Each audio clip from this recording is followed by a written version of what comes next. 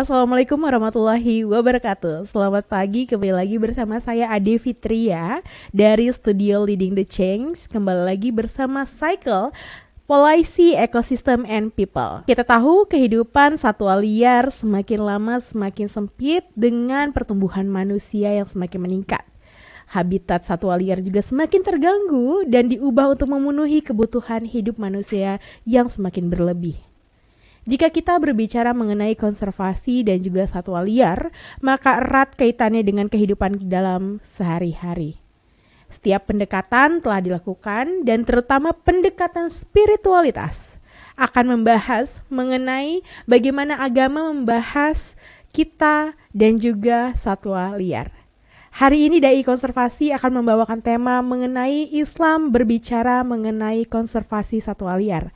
Mari kita simak bersama. Assalamualaikum warahmatullahi ta'ala wabarakatuh. Alhamdulillah, wassalatu wassalamu ala rasulillah Muhammad ibn Abdillah wa ala alihi wa sahbihi wa mawalah amma ba'du. Qala Allah subhanahu wa ta'ala wa ma'arsalnaka illa rahmatan lil alamin. Baik teman-teman sekalian, kita berjumpa lagi bersama saya Ustaz Alif Ma'luf Al-Maduri, pembina Dai Konservasi Provinsi Lampung. Kita berjumpa kembali dalam rangka acara Leading the Change. Semoga kita semua selalu mendapat hidayah, petunjuk, rahmat, kasih sayang, nikmat yang melimpah lahir batin dari Allah Subhanahu wa ta'ala. Baik, kali ini teman-teman kita akan berbicara tentang bagaimana Allah Subhanahu wa ta'ala di dalam Al-Quran, bagaimana Nabi Muhammad SAW, bagaimana Islam menganjurkan kita untuk belajar dari alam.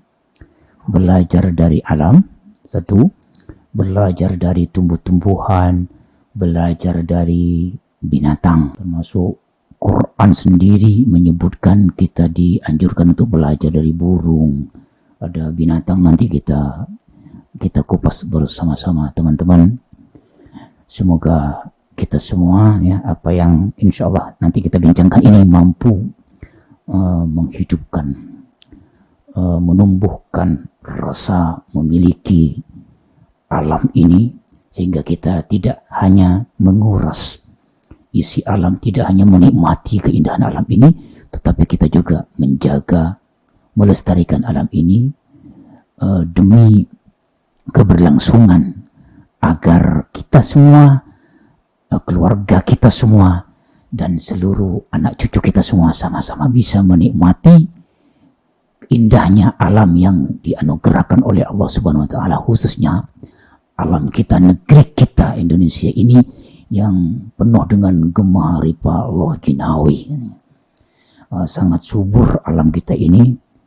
Kalau kita kelola dengan baik, kita jaga dengan baik, kita lestarikan alam kita, negeri kita dengan baik, insya Allah kita akan memiliki, negeri kita akan menjadi teman-teman ya, negeri yang baldatun thayyibatun wa rabbun ghafur, seperti yang telah ditulis oleh Allah, dicantumkan oleh Allah Subhanahu wa ta'ala, dan menjadi kaidah atau undang-undang bagi kita semua umat Islam, khususnya bagi umat beragama, yaitu negeri baldatun thayyibatun, negeri yang makmur dan mendapat ampunan, mendapat ridho, kasih sayang, rahmat dari Allah Subhanahu wa ta'ala. Jadi tujuan perbincangan kita ini teman-teman sekalian, semoga kita selalu dirahmati oleh Allah Subhanahu wa ta'ala. Inti dari pembicaraan kita ini nanti adalah mencapai baldatun thayyibatun wa rabbun ghafur. Bagaimana kita memiliki negeri yang makmur, sejahtera, makmur negerinya, makmur penduduknya, dan selalu mendapat ridho Allah Subhanahu wa ta'ala, sehingga kita tidak hanya makmur di dunia, tetapi kita makmur di dunia dan di akhirat. Baik, kenapa Allah Subhanahu wa ta'ala, kenapa Nabi Muhammad SAW dalam Quran dan dalam hadis Nabi Muhammad SAW pernah menjelaskan tentang kita harus belajar pada binatang. Nah, saya ingin menyampaikan bagaimana pesan Allah Subhanahu wa ta'ala 2 kali itu disebut, teman-teman. Ayat ini 2 kali disebut oleh Allah Subhanahu wa ta'ala. Pertama di surat An-Nahl ayat 66, yang kedua di surat Al-Mu'minun ayat 21. Wa inna lakum fil an'ami la ibrah. Ayatnya pendek, kalimatnya pendek, namun memiliki makna yang sangat mendalam. Kalau kita resapi maka maknanya akan menyentuh jiwa kita. Nah, wa inna lakum fil an'ami la ibrah.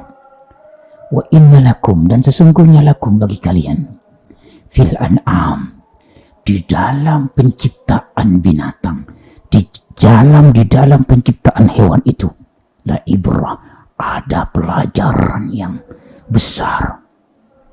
Ada pelajaran, ada ilmu di dalam penciptaan binatang itu.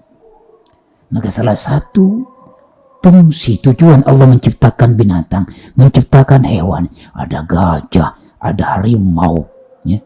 Di binatang yang paling besar gajah, kemudian yang leher yang paling panjang jerapah, ya. Kemudian binatang yang paling kecil sampai tidak bisa kita lihat kakinya, semut. Kita nggak tahu bagaimana cara makannya ini. Tetapi mengandung ibrah. La ibrah, di sini ada la-nya. Nah, huruf la ini menunjukkan sungguh di dalam binatang, penciptaan binatang itu, di dalam penciptaan hewan itu ada ibrah, ada pelajaran bagi kita semua. Nah, kemudian di Quran dan hadis itu ada beberapa binatang yang disebut langsung namanya oleh Allah Subhanahu wa taala. Pertama yang bagaimana anak Nabi Adam, yaitu Habil, dia belajar mengubur adiknya. Qabil, saudaranya Qabil, awalnya tidak tahu dia bagaimana cara mengubur manusia itu. Kemudian Allah utus binatang, hewan namanya burung gagak. Faba'atsallahu ghuraban yab'atsu fil ardi. Kemudian di saat Habil bingung bagaimana cara mengubur saudaranya itu, maka Allah utus burung gagak. Nah, ada burung gagak mati, kemudian burung gagak yang lain itu dia menggaruk-garuk tanah, dia melubangi tanah, kemudian menguburkan saudaranya tadi, sesama burung gagaknya gitu, dikuburkan di dalam tanah. Maka si Habil sadar, oh begini cara mengubur jenazah, begini cara mengubur mayat. Li yuriyahu kaifa yuwari sawata akhihi. Allah utus burung gagak untuk mengajarkan si Habil bagaimana cara mengubur mayat jenazah saudaranya. Jadi bagaimana cara mengubur binatang, benda-benda yang sudah mati seperti bangkai dikubur supaya tidak mengganggu. Itu pertama. Artinya Allah memerintahkan kita Quran langsung ini. Dalam Quran surat Al-Maidah ayat 31 disebut nama binatangnya, nama hewannya, burung gagak. Ghuraban. Allah utus burung gagak. Allah ciptakan burung gagak. Allah utus burung gagak untuk mengajarkan bagaimana cara si Habil menguburkan jenazah saudaranya Qabil. Sehingga sampai sekarang kita pandai, pintar bagaimana cara mengubur jenazah. Itu pertamanya. Kalau Anda ingin tahu, saudara-saudara, teman-temanku, itu belajar dari burung gagak. Kita berguru kepada burung gagak dalam hal menguburkan mayat. Nah, alhamdulillah. Semoga kita semua bisa belajar, dan masih banyak pelajaran-pelajaran ilmu yang ada di dalam penciptaan burung gagak itu. Mungkin kita nanti bahas di waktu yang lain. Kemudian ada binatang lagi yang disebut oleh Allah Subhanahu wa taala juga, burung juga, yaitu burung hudhud. Burung hudhud yaitu burungnya Nabi Sulaiman. Bagaimana waktu itu burung hudhud biasanya menjadi pos, sampai sekarang ada burung merpati untuk pos. Di pertama yang menyampaikan surat dari negara ke negara itu Nabi Sulaiman pakai burung. Jadi burung hudhud ini yang memberi kabar Nabi Sulaiman tentang Ratu Balkis, yaitu ratu di kota Saba, yang mana kota Saba ini ditulis dengan tinta emas oleh Allah Subhanahu wa taala, yang memiliki istilah slogan baldatun thayyibatun rabbun ghafur itu adalah negeri Sabah. Negeri yang dipimpin oleh ratu perempuan, yaitu Ratu Balkis. Tetapi Ratu Balkis ini dia menyembah matahari, tidak menyembah Allah dan tidak punya Tuhan. Nah, yang memberi kabar tentang kisah Ratu Balkis di negeri Sabah ini, yang negerinya baldatun thayyibatun rabbun ghafur, itu adalah burung hudhud. Nah, dalam urusan kirim mengirim, urusan pos, JNE, ada apa lagi itu belajar dari burung hudhud gitu. Bagaimana cara mengirim surat, menyampaikan kabar, ini WA ini gitu, WA Facebook ini belajar dari burung hudhud. Itu yang dimaksud dengan firman Allah, wa inna lakum fil an'ami la ibrah. Sungguh di dalam penciptaan binatang, hewan itu ada pelajaran besar, pelajaran yang dalam bagi kita semua kalau kita mau belajar. Contoh saya ke seni dari bidang seni, kita belajar dari kupu-kupu. Bagaimana kupu-kupu itu warnanya full colornya. Jadi ini juga tukang fotografer ini belajar dari kupu-kupu. Maka kupu-kupu dari ulat, dari kepompong. Makanya jangan jahat sama ulat ini. Dialah yang mengajar kita tentang proses kehidupan, dan kupu-kupu itu adalah mengajar kita tentang seni itu. Dan seni itu adalah warna kehidupan. Kita butuh seni itu, dan kita belajar dari binatang itu. Itu yang dimaksud dengan firman Tuhan. 2 kali Allah sebutkan dalam kitab suci Al-Quran itu, wa inna lakum fil an'ami la ibratan. Sungguh di dalam binatang, di dalam burung, di dalam gajah, di dalam harimau, di dalam singa, di dalam serigala, di dalam binatang, semua binatang itu ada pelajaran besar bagi kita semua, teman-teman yang mulia. Semoga kita semua bisa mengambil pelajaran dari binatang-binatang khususnya disebut oleh Allah Subhanahu wa taala. Kemudian Nabi tidak kalah juga dengan Al-Quran dalam hadisnya yang sahih. Ini diceritakan dalam kitab Sunan An-Nasa'i, Sahih Nasa'i dan Sahih Ibnu Hibban. Saya datangkan sebuah hadis, saya sampaikan kepada teman-teman semua. Dari Nabi, salam dari Nabi Muhammad SAW, salam konservasi, salam lestari, salam lingkungan hidup. Nah, agar kita ini hidup bersama alam, tidak mengganggu alam, tidak bermusuhan dengan alam, agar kita tidak diganggu alam, agar kita tidak dimusuhi alam, maka kita harus bersahabat dengan alam. Tidak hanya bersahabat dengan manusia, tapi bersahabat dengan alam, bersahabat dengan binatang, bersahabat dengan tumbuh-tumbuhan, ya, bersahabat dengan tanah. Nah, insya Allah kita akan menjadikan negeri kita negeri baldatun thayyibatun rabbun ghafur. Ini slogan kita, umat yang beragama, khususnya umat Islam, ya, negeri yang makmur dan mendapat ridho Allah Subhanahu wa taala. Nabi SAW, teman-teman sekalian yang mulia, pernah menyampaikan salam untuk kita semua. Masalul mu'min masalun nahlati, masalul mu'min masalun nahlah. Mungkin ini kalimatnya khusus bagi orang yang beriman. Nah, tetapi kalimat beriman ini tidak harus orang Islam. Orang beriman ini orang yang memiliki agama. Nah, perumpamaan orang yang beriman, yang punya iman. Siapapun yang punya iman, percaya kepada Tuhan yang Maha Esa, ya, percaya dengan adanya pencipta, bahwa alam ini ada yang mencipta, nah, adanya binatang, adanya alam, adanya tumbuh-tumbuhan, menunjukkan ada pencipta. Adanya indahnya alam membuktikan bahwa ada indahnya sang pencipta. Nah, ini namanya orang beriman. Nah, dalam bahasa Arab disebut mukmin. Jadi orang mukmin itu artinya orang yang punya iman, kepercayaan, keyakinan kepada sang pencipta. Nah, gitu teman-teman yang mulia, ya. Maka Nabi di sini tidak mengatakan muslim, tidak, tapi mengatakan mukmin. Bukan masalul muslim, bukan. Kalau masalul muslim, perumpamaan orang Islam, orang yang beragama Islam. Tetapi masalul mu'min, perumpamaan orang yang punya iman, orang yang beriman. Seperti apa kata Rasul sallallahu alaihi wasallam? Kata Rasul Nabi Muhammad sallallahu alaihi wasallam, masalun nahlati. Masalun nahlati pakai hak. Masalun nahlati sama seperti lebah. Nah, tahu lebah kan teman-teman? Tahu lebah nih. Oh, kalau kita kaji penciptaan lebah ini, ya, kita undang profesor-profesor kelas dunia kita ini, banyak pelajaran yang bisa kita ambil untuk bahan skripsi malah, ya. Banyak ya.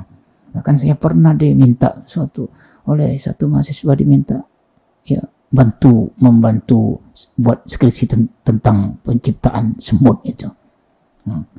Nah, perumpamaan orang yang punya iman, ya, sekali lagi, bukan orang Islam, tapi orang yang punya iman. Perumpamaan orang yang memiliki iman. Ini kata Rasulullah, kamasalin nahlati, seperti lebah. Nah, tahu lebah kan teman-teman? Dia penduduk hutan, tapi sekarang udah pindah ke kota. Manusia bukan hanya belajar dari lebah, tetapi memanfaatkan lebah. Jadi ada ternak lebah. Kalau dulu pernah ada ternak ayam, ternak kambing, ternak sapi. Sekarang lebah pun ada ternak. Berarti manusia sudah berkembang. Berkembang belajar dari burung-burung yang selalu terbang dengan dua sayapnya, yang mengelilingi dunia. Itu salah satu pelajaran daripada binatang. Ya, disebut burung.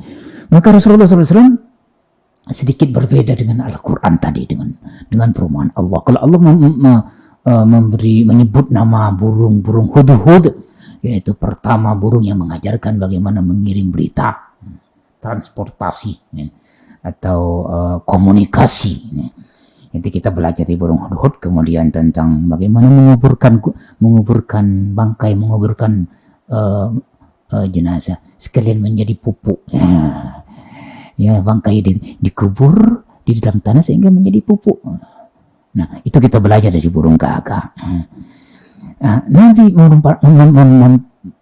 memberi perumpamaan tentang orang punya iman itu sama dengan lebah. Bagaimana lebah? Pertama, coba perhatikan. Ini kalimatnya sangat singkat. Kalau Nabi bicara, Allah bicara memang singkat, padat, karena mukjizat. Nah, ayat atau hadis itu namanya mukjizat. Jadi satu kalimat itu kalau dikaji bisa menjadi 70 buku, bukan hanya 7 buku. Andai pohon-pohon di dunia ini, ya, di bumi ini pohon-pohon semuanya dibuat pena. Kemudian air laut dibuat tinta, bahkan 7 kali lipat air laut dibuat tinta, maka manafidat kalimatullah. Kalian tidak akan pernah bisa menafsirkan, mengkaji makna yang ada di dalam firman Allah dan sabda Nabi Muhammad sallallahu alaihi wasallam. Ini hanya sebagian saja Nabi menjelaskan. In akalat, kata Rasulullah, teman-teman yang mulia, in akalat tayyiban. Nah, perhatikan. Lebah kalau makan pasti makanannya yang thayyib, yang bagus, yang terbagus yang dimakan lebah. Lebah tidak makan yang kotor. Nah, itu pertama. Jadi sebuah pelajaran besar itu, saudara-saudaraku. Belajar dari lebah, kata Nabi Muhammad SAW. Kalau makan lebah pasti yang bagus, dan tidak banyak lebah itu makan, tapi kualitasnya. Mari kita belajar dari cara makan lebah. Makan yang berkualitas, bukan makan yang berkuantitas. Nah, kita kadang-kadang itu makannya kuantitasnya banyak makan, tetapi kualitasnya kecil. Nah, bagaimana lebah ini, kata Nabi? Orang yang beriman sama dengan lebah. Gimana maksudnya? Makan yang baik. Makan dari sari bunga, bukan makan bunga lebah itu, sari bunganya. Nah, itu lebah kalau makan nih. Yang pertama kata Nabi Muhammad SAW. Yang kedua, lebah kalau sudah makan sari bunga, ya. Sarinya bukan bunganya yang dimakan tuh, sarinya, ya, inti sarinya sangat berkualitas, walaupun sedikit berkualitas. Wa in wada'at tayyiban, dan jika lebah mengeluarkan kotoran, nah lihat nih, wa in wada'at, dan jika lebah itu mengeluarkan kotoran, wada'at tayyiban, kotorannya itu bagus, makanannya makan yang bagus, yang berkualitas, ini lebah. Kotorannya berkualitas juga, di kotorannya menjadi madu. Kotoran lebah itu menjadi madu yang merupakan minuman terbaik di dunia ini. Nanti kata Ali bin Abi Thalib nih, Anda tahu nggak baju yang kalian pakai itu, kain apa yang paling bagus di dunia ini? Sutra. Kamu tahu nggak sutra itu dari mana? Sutra itu dari mana? Kotoran ulat. Kotoran ulat. Sutra dari makan daun yang terbaik, yang berkualitas. Dan sutra ketika mengeluarkan sutra, ya, apa ulat itu, ulat sutra mengeluarkan sutra. Nah, lebah nggak kalah daripada sutra. Kita pakai pakaian terbaik, kain dari, yaitu kain sutra dari ulat, kotoran ulat. Dan yang minuman yang terbaik adalah madu. Tahu madu dari mana? Kotoran lebah. Lebah tidak makan kecuali sari yang terbaik, dari bunga yang terbaik, dari bunga tumbuhan pohon yang terbaik. Dan ketika lebah mengeluarkan kotoran, maka kotorannya menjadi minuman yang terbaik, madu. Itu yang kedua, ya. Lebah tidak makan kecuali yang berkualitas. Kemudian lebah kalau membuang kotoran, kotorannya menjadi minuman yang sangat berkualitas. Yang ketiga, ini perhatikan saudara-saudaraku yang mulia, yang punya agama, yang punya iman. Wa in waqa'at ala udin. Ya, lihat. Kalau lebah itu menyangkut di sebuah ranting, dia duduk di ranting pohon, ini, lam taksirhu, dia tidak mematahkan ranting pohon tersebut. Bahkan bukan hanya tidak mematahkan, bergoyang pun tidak. Ranting pohon yang dihinggapi lebah tidak goyang sedikit pun, tidak rusak sedikit pun. Dia makan sari bunga yang terbaik dan tidak merusak ranting pohon tersebut. Apalagi pohonnya, batang pohonnya, rantingnya saja tidak dirusak, daunnya saja tidak dirusak. Dia hanya menghisap saripati daripada bunga tersebut. Itu lebah. Nah, ya perhatikan nih, ada 3 poin ini tentang lebah ini. 1, makan makanan yang bagus, yang berkualitas. Dan kotorannya juga berkualitas, bermanfaat bagi yang lain. Nah, itu lebah.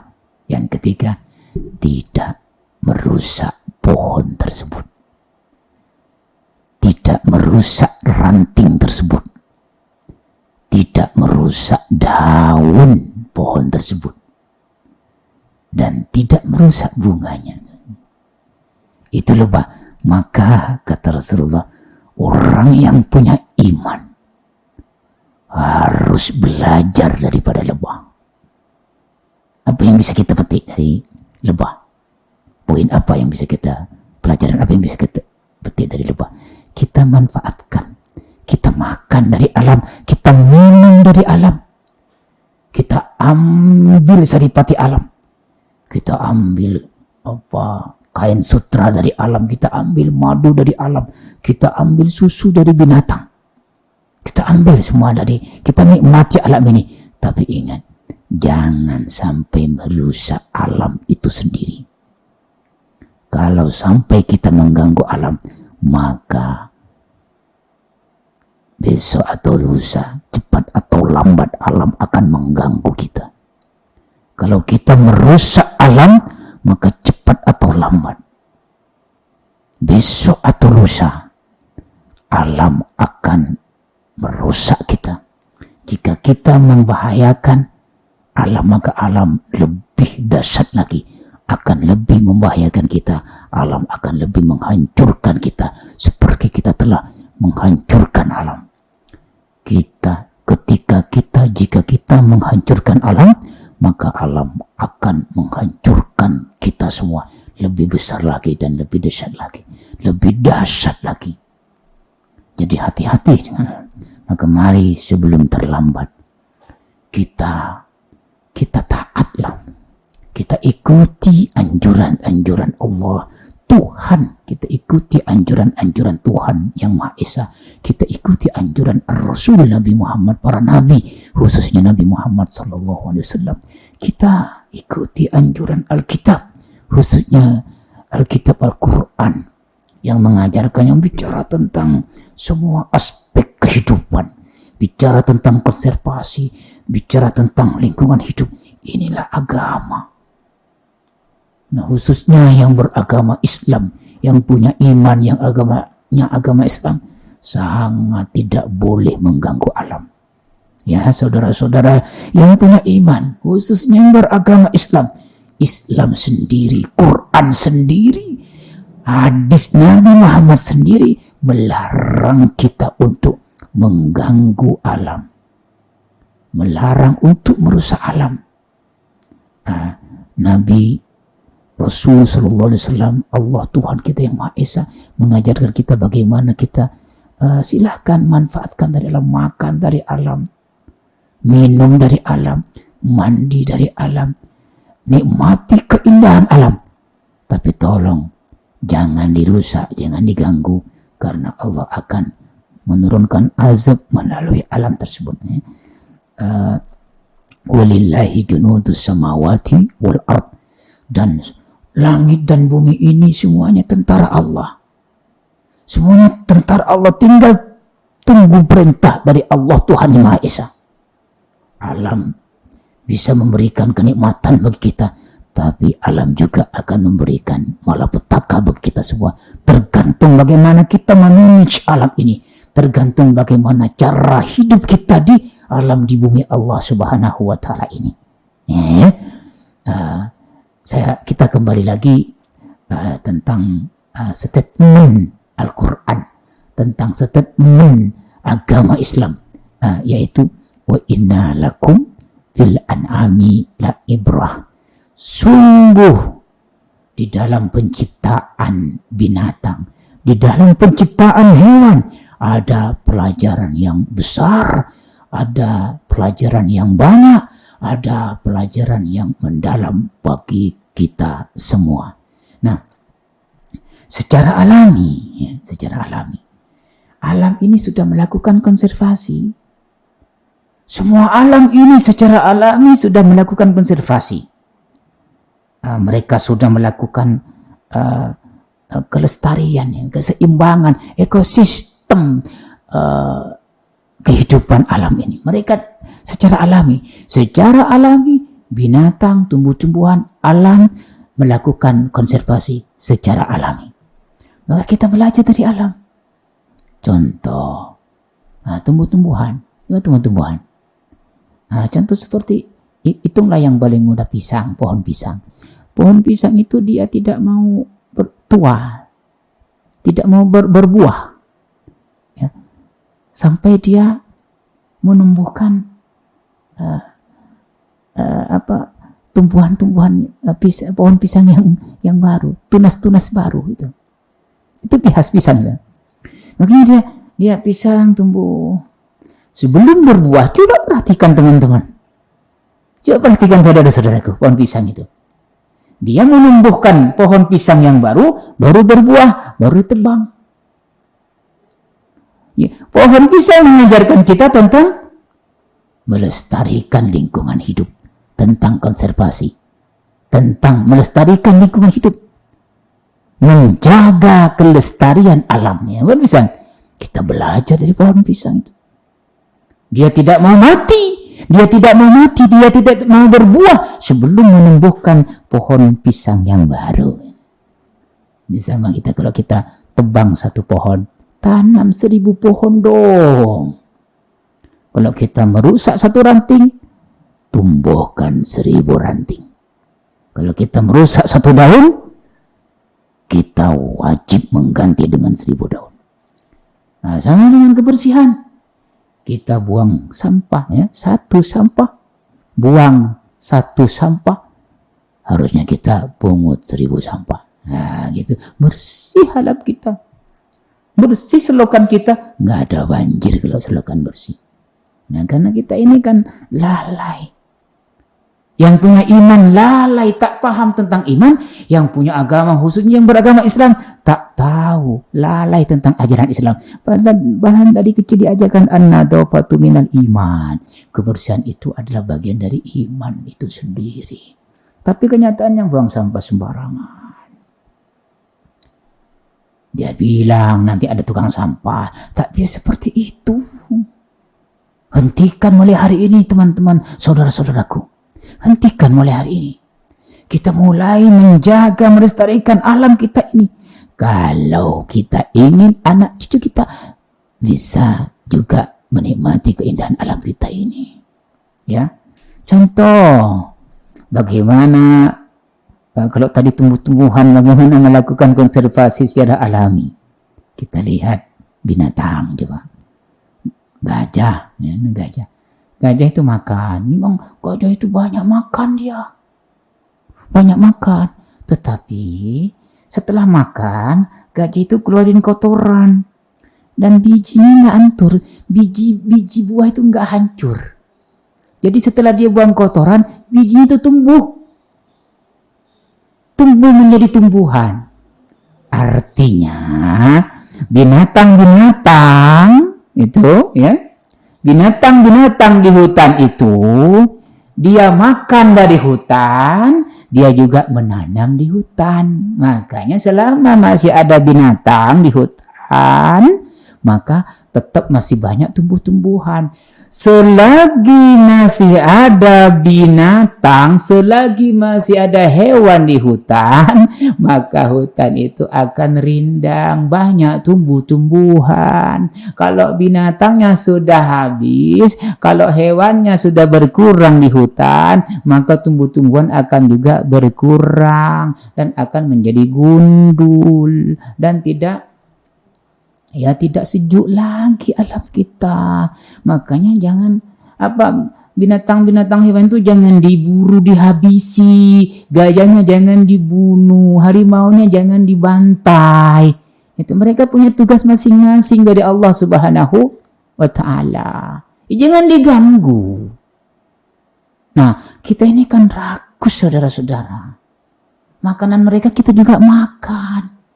Jadi mereka mau makan apa? Tempat mereka kita bangun rumah, tempat mereka kita buat kebun, ditanami, dan mereka cari makan. Ketika mereka cari makan, binatang makan, kita ngomong, wah, kebun-kebun kita diganggu oleh gajah, memang tempatnya gajah gitu. Ya, jadi ada fungsi tugas mereka itu binatang-binatang di hutan itu, tugas hewan-hewan di hutan itu konservasi, yang menjaga ekosistem kelestarian alam. Selama masih ada binatang, selama masih ada hewan, maka hutan kita akan lestari, tumbuhan akan rindang banyak gitu. Ya, maka itu teman-teman, ya, jangan diganggu binatang-binatang itu. Nah, maka kata Rasulullah itu, waktu itu Rasulullah mengadakan perjalanan bersama para sahabat Nabi Shallallahu Alaihi Wasallam. Kemudian para sahabat itu dia bakar-bakar. Nabi Rasulullah bertanya, siapa itu yang bakar-bakar itu? Marah Rasul, matikan. Ternyata setelah diusut, ditanya-tanya, kata Rasulullah, kalau kamu bakar-bakar sembarangan, perhatikan, selain asapnya mengganggu, Di situ tuh di dalam tanah itu kan ada binatang, ada hewan di dalam tanah itu. Kalau nggak percaya masuklah ke dalam tanah. Banyak binatang di situ. Pakai mikroskop itu. Kelihatan semua binatang yang kecil-kecil itu. Yang untuk menyuburkan tanah itu. Nah, kalau kita bakar di atasnya, ya mati, semutnya mati, cacingnya mati. Maka Rasulullah marah. Jangan main-main dengan api. Kalau mau bunuh binatang, jangan pakai api. Karena nanti api itu ya, hanya Allah yang boleh membunuh dengan api. Nah gitulah. Jangan main-main dengan api. Jadi ketika melihat orang bakar-bakar sembarang, Rasulullah marah. Karena kalau kita bakar-bakar, tanpa terasa, tanpa sadar, kita telah membunuh hewan yang ada di dalam tanah itu. Nah, itu teman-teman yang mulia, itu saudara-saudaraku yang mulia, semoga kita bisa mengambil pelajaran dari binatang, dari hewan yang diciptakan oleh Allah Subhanahu wa taala, yang tentunya ada fungsinya masing-masing, ada tupoksinya masing-masing. Jangan ganggu binatang, jangan ganggu hewan, biarkan mereka hidup sesuai tupoksinya masing-masing. Semuanya punya fungsi. Kita boleh menikmati binatang, boleh menikmati alam, tetapi kita haram mengganggu, haram merusak alam, haram merusak ekosistem binatang yang sudah diciptakan oleh Allah Subhanahu wa taala. Insyaallah kalau kita orang yang punya iman, paham, orang yang punya agama, mengikuti, taat dengan agamanya, orang yang beragama Islam mengikuti aturan-aturan Islam, insyaallah alam kita akan lestari, masyarakat kita akan makmur, dan kita akan mendapatkan gelar baldatun thayyibatun wa rabbun ghafur. Makmur negerinya, makmur masyarakatnya, dan akan mendapat ridho Allah Subhanahu wa ta'ala, Tuhan yang Maha Esa, dunia dan akhirat. Baik teman-teman dan saudara-saudaraku, dimohon teman-teman semua, saudara semua, dimohon like-nya, sarannya, komennya, share-nya, karena ini penting tentang Islam, bicara tentang observasi ini. Kemudian saya subscribe-nya ya, kita mohon. Terima kasih banyak. Saya Ustadz Alif Ma'luf Al-Maduri atas nama Dai Konservasi Lampung ya, di dalam program Leading the Change. Semoga kita semua mendapat rahmat, hidayah, petunjuk, bimbingan dari Allah Subhanahu wa taala. Salam konservasi. Assalamualaikum warahmatullahi wabarakatuh. Itulah tadi pembahasan mengenai konservasi satwa liar dalam pandangan Islam. Bagaimana kita dapat menghargai walaupun dengan satwa terkecil untuk dapat hidup berimbang dan hidup lebih baik, dan juga lingkungan hidup yang lebih lestari. Salam lestari, salam konservasi bersama kita Cycle Policy Ecosystem and People.